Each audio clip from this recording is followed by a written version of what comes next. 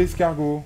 Alors, Mollo l'escargot, qu'est-ce que c'est, cher ami? Eh ben, Mollo l'escargot, c'est un jeu de société. c'est un jeu de société, exactement.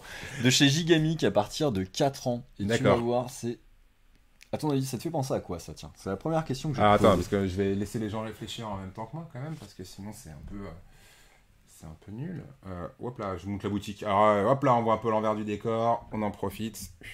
Si je le mets un petit peu comme ça. Voilà. Pour vraiment qu'on voit un petit peu tout. À quoi ça me fait penser, ça? Sachant que on va chacun avoir un escargot, tu vois, qui sont au début là-bas. Ouais. Du coup, je les vois pas sur le truc, mais on va les montrer. Qu'on a chacun un petit escargot. Comme ceci.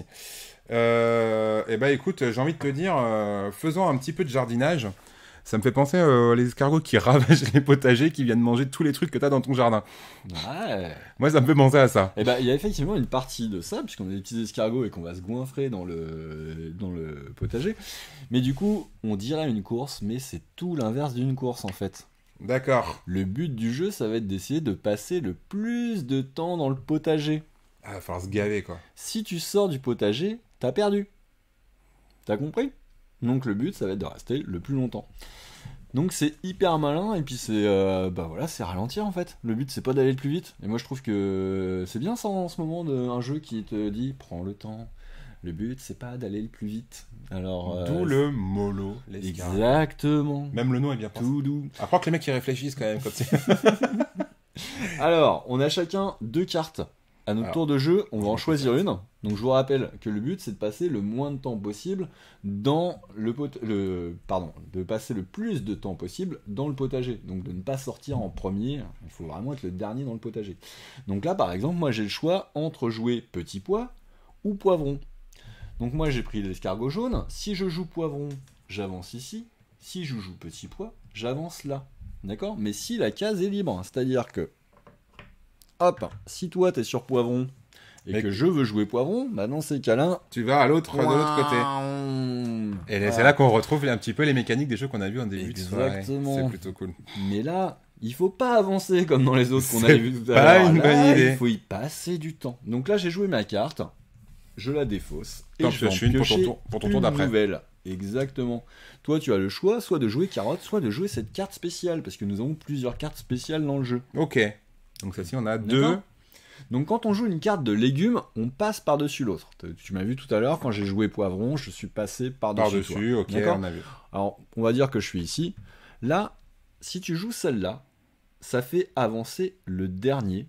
Donc en l'occurrence, c'est toi, mais si il y a eu quelqu'un d'autre, eh ben, c'était vraiment le tout dernier, tu aurais peut-être bougé à l'escargot de quelqu'un d'autre. Et là, tu vas l'avancer de combien de cases? De 2, j'ai de 2.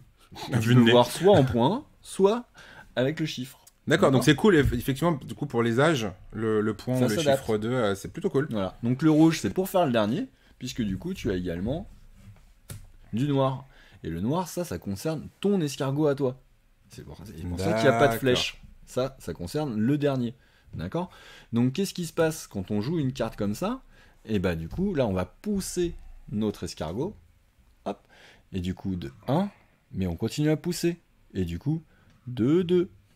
D'accord, et là tu m'emmènes avec toi. Ok?